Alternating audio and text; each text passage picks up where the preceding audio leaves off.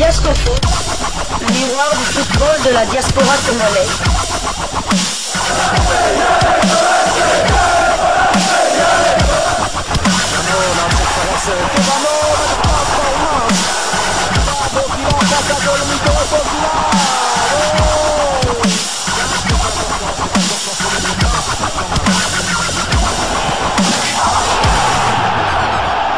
Diasco Foot, le miroir du football de la diaspora congolaise.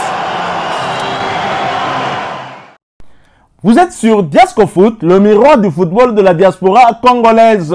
Diasco Foot vous dit bonjour, tout le plaisir est pour nous de vous retrouver, mais surtout de savoir que vous êtes nombreux en train de suivre votre chaîne YouTube dédiée uniquement aux footballeurs de la diaspora congolaise.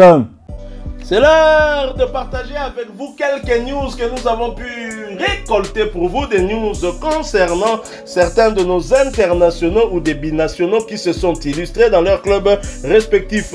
Et cela dans le cadre de cette deuxième livraison sportive de ce jeudi 8 août 2024. Une livraison que nous débutons par Mbotama et l'amour. Mbotama et l'amour. Mbotama et l'amour. Chancel Mbemba Joris Kayembe. Mbotama et l'amour. Voilà, bon anniversaire à nous deux Djogo.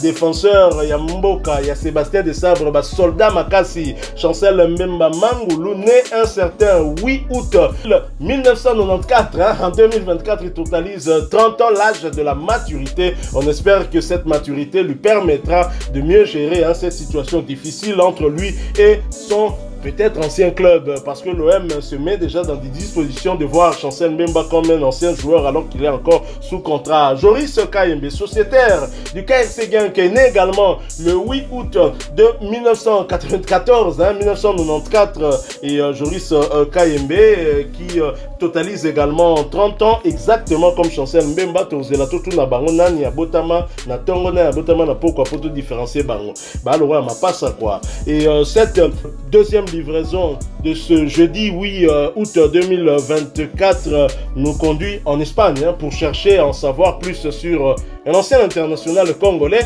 qui aurait pu toujours continuer à jouer dans la tanière puisqu'il n'est pas plus âgé que Cédric Bakambu, il n'est pas plus âgé que Gaël Kakuta, mais on ne le voit plus. Et un de nos abonnés nous posait la question de savoir qu'est-il devenu, et c'est d'ailleurs grâce à cet abonné que nous avons pensé justement à cette rubrique que sont-ils devenus, et de temps en temps nous chercherons à avoir des informations sur certains joueurs plus des internationaux ou même des joueurs d'origine congolaise, des binationaux dont on n'entend plus parler. On cherchera à savoir s'ils ont arrêté leur carrière ou pas. Lui, il s'agit de l'ailier Cédric Mabwati, un autre TGV en République démocratique du Congo.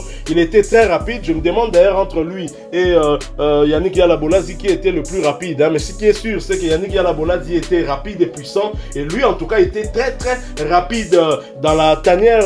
On l'a vu souvent, c'était à l'époque de Jean-Florent Ibenge Ikwangé. Après, plus rien. Il a plus évolué en Espagne parce que c'est son pays d'adoption. Quittant la République démocratique du Congo, fuyant la guerre ici, il s'est exilé avec ses parents du côté de l'Espagne. Ils étaient arrivés du côté de Salamanque, et c'est à partir de là qu'on va finalement le découvrir. Et il va donc il va passer par plusieurs grands clubs du côté de l'Espagne, notamment formé du côté de l'Atlético de Madrid. Cédric Mabwati, né un certain 8 mars 1992 à Kinshasa.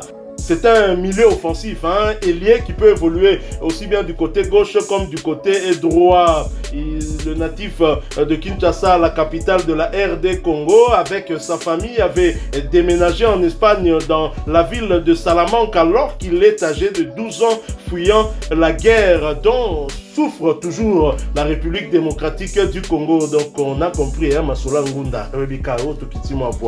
Il commence a joué au football à l'école et s'inscrit par la suite au club de Santa Marta. Il est vite repéré par l'Atlético de Madrid et rejoint le centre de formation du club de la capitale espagnole à l'âge de 14 ans. Après avoir fait ses débuts avec les Colchoneros en janvier 2010 en Coupe du Roi contre le Recreativo de Huelva, en entrant en jeu, il fut par la suite rapidement prêté au club de Numancia en deuxième division qui finalise le transfert du jeune Congolais l'année suivante.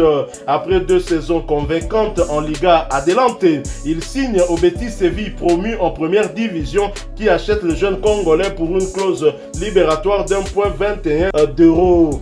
Après avoir disputé 24 matchs en Liga et la nouvelle relégation du club andalou, il est prêté en août 2014 au club d'Osasuna, également relégué. Le 30 janvier 2015, il est transféré aux États-Unis dans le club de Crew SC de Columbus en MLS.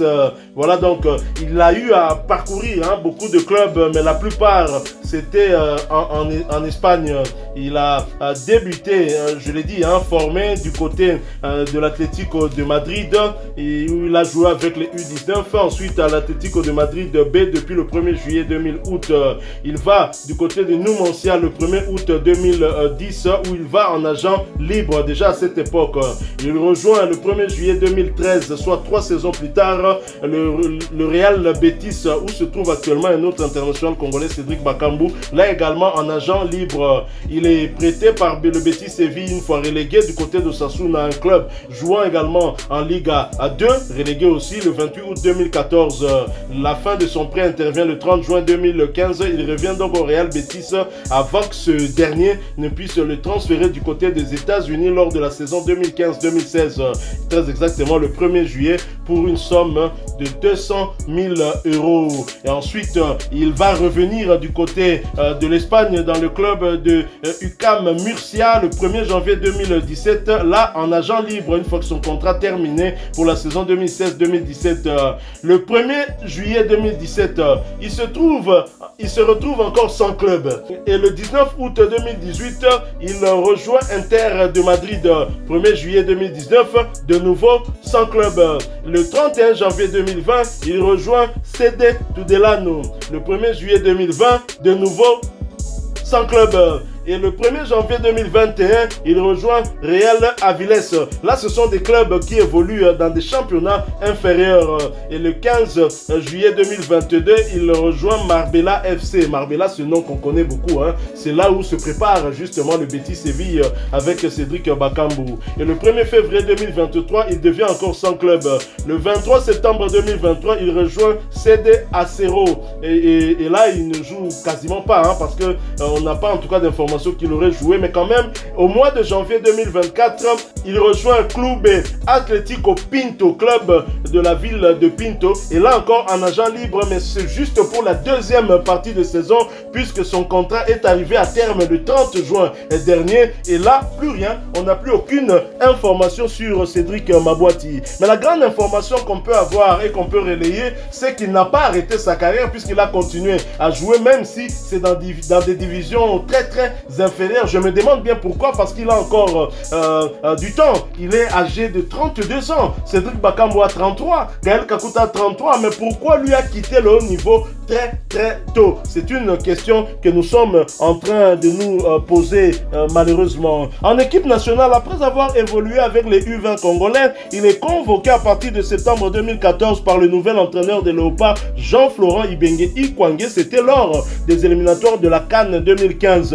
Si une défaite contre le Cameroun vient ternir sa première sélection, la deuxième sera plus heureuse pour lui, car il va offrir une passe décisive à Jérémy Bokila, scellant la victoire des Congolais contre la Sierra Leone sur le score de 2-0. Donc voilà, il n'a pas beaucoup joué, mais au moins il est toujours resté dans la pratique du football, puisque son dernier contrat venait de prendre fin le 30 juin dernier, un contrat plutôt de 6 mois, puisqu'il avait rejoint ce club de CA Pinto au mois de janvier 2024. C'était donc lors du mercato hivernal. Et une fois arrivé à l'été, son contrat est terminé. Là, on n'a plus de suite. On en saura certainement un peu plus s'il y aura du mouvement par rapport à ce joueur. Hein. Mais pour vous qui vouliez savoir quelque chose sur Cédric Mabouati, sachez qu'il a évolué la plus grande partie de sa vie en Espagne. Il est allé qu'une seule fois du côté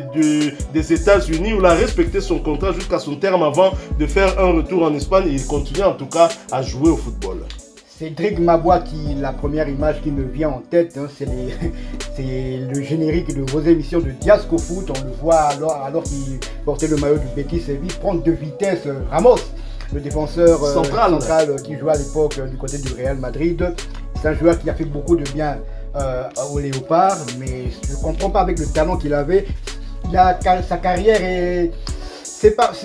en tout cas, sa carrière ressemble à ce que a chanté un célèbre chanteur congolais.